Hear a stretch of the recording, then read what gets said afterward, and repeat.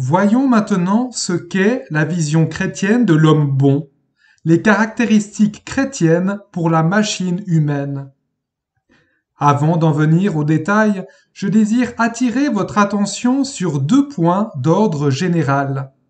Tout d'abord, puisque la morale chrétienne s'avère être une technique permettant de guider la machine humaine dans la bonne voie, sans doute aimeriez-vous savoir quelle est sa parenté avec une autre technique qui semble prétendre la même chose, la psychanalyse.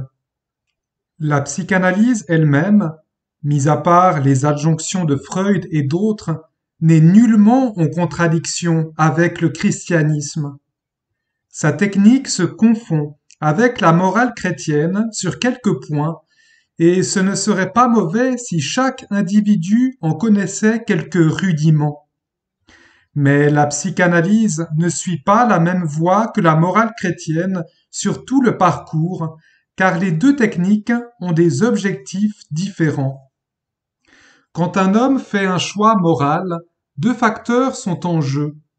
L'un est l'acte même de choisir, l'autre comprend les sentiments divers et les pulsions qui, provenant de son bagage psychologique, constituent la matière première de son choix. Or, cette matière première peut être de deux types. Elle peut être ce que nous qualifierions de normal, à savoir les sentiments communs à tous les hommes, ou consister en des sentiments dits anormaux, dus à des choses qui se sont mal passées dans le subconscient de cet homme.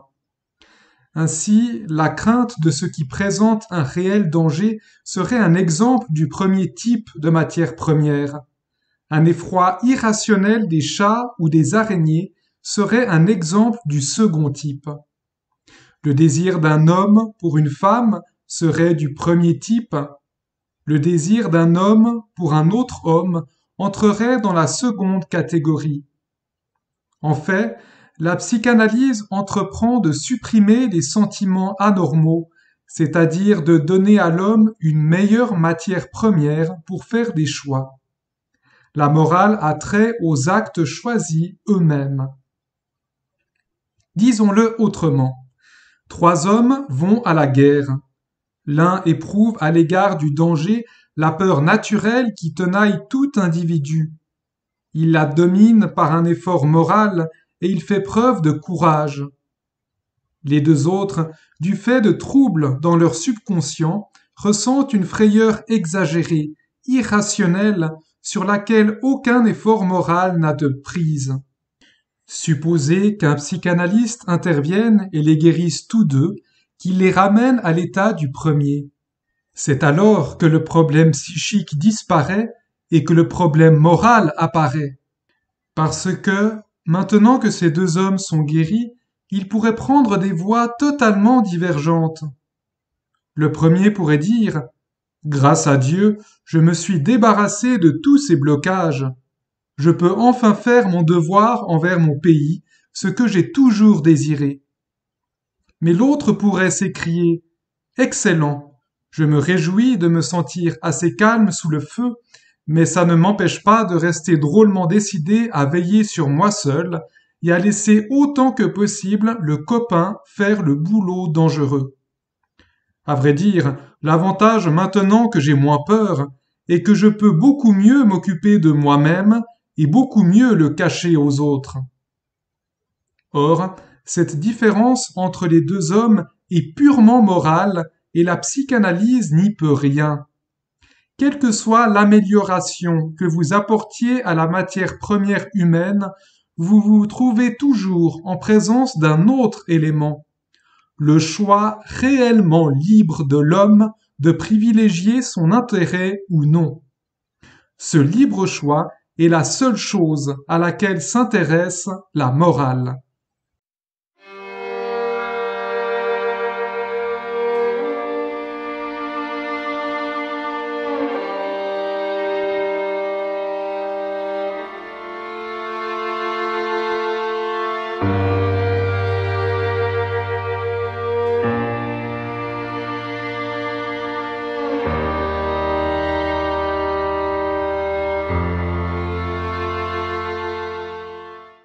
Le mauvais matériau psychologique n'est pas un péché, mais une maladie.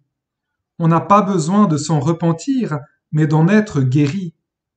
Et, soit dit en passant, c'est très important. Les êtres humains se jugent mutuellement d'après leurs actes extérieurs. Dieu les soupèse selon leurs choix moraux. Lorsqu'un névrotique ayant une horreur pathologique des chats se force à prendre un chat dans ses bras pour quelque bonne raison, il est fort possible qu'aux yeux de Dieu, il ait montré plus de courage qu'un combattant ayant obtenu la médaille militaire. Quand un individu, perverti dès l'enfance, à qui l'on a fait croire que la cruauté est chose normale, manifeste un peu de tendresse ou renonce à quelque penchant cruel, et risque ainsi les sarcasmes de ses compagnons, il peut, aux yeux de Dieu, faire plus que si vous et moi donnions notre vie pour un ami. Utilisons une autre image. Certains d'entre nous, gens tout à fait bien apparemment, ont fait un si mauvais usage de leur bonne hérédité ou de leur bonne éducation qu'ils sont en fait pires que ceux que nous considérons comme des monstres. Savons-nous vraiment comment nous aurions agi si nous avions disposé du même bagage psychologique, de la même éducation déplorable et de la même puissance politique qu'un Hitler, par exemple?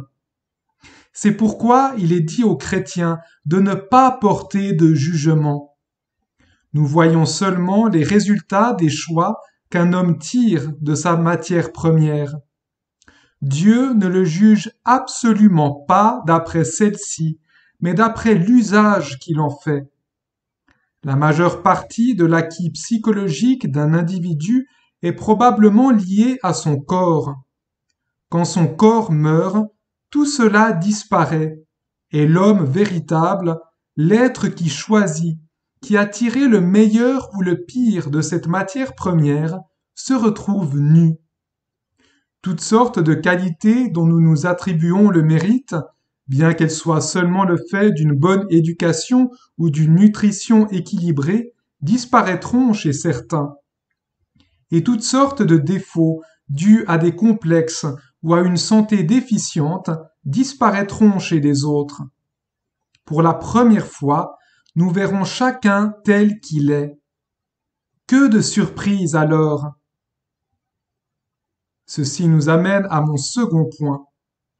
Les gens voient souvent la morale chrétienne comme une espèce de marchandage où Dieu dit « Si tu observes beaucoup de règles, je te récompenserai, sinon gare à toi. » Ce n'est pas, à mon avis, la meilleure façon de considérer la question.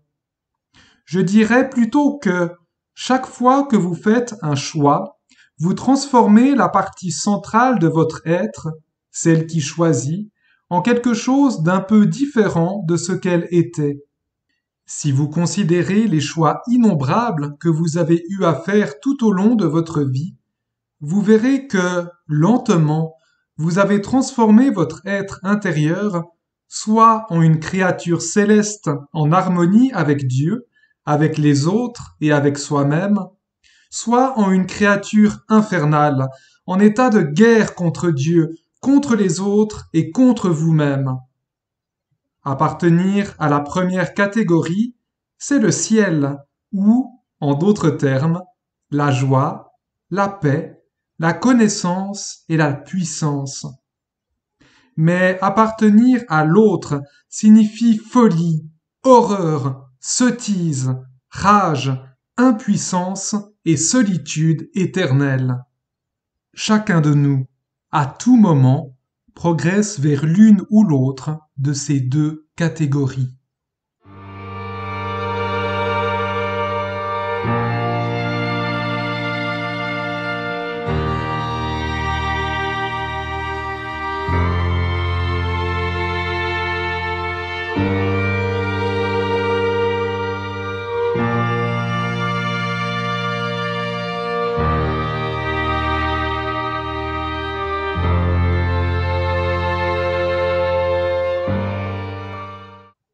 Un dernier point, Rappelez-vous, comme je l'ai dit, que la bonne voie conduit non seulement à la paix, mais aussi à la connaissance. Lorsqu'un homme devient meilleur, il comprend de plus en plus clairement le mal qui subsiste en lui. Mais si un homme devient pire, il comprend de moins en moins sa propre méchanceté. Un homme modérément mauvais sait qu'il n'est pas très bon. Un homme complètement dévoyé pense qu'il est très bien. C'est une question de bon sens. C'est éveillé que l'on comprend le sommeil et non pendant qu'on dort.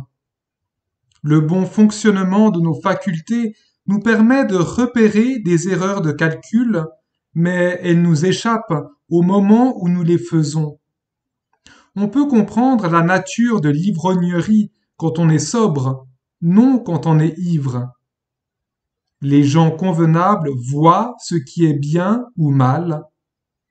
Les gens mauvais ne voient ni l'un ni l'autre.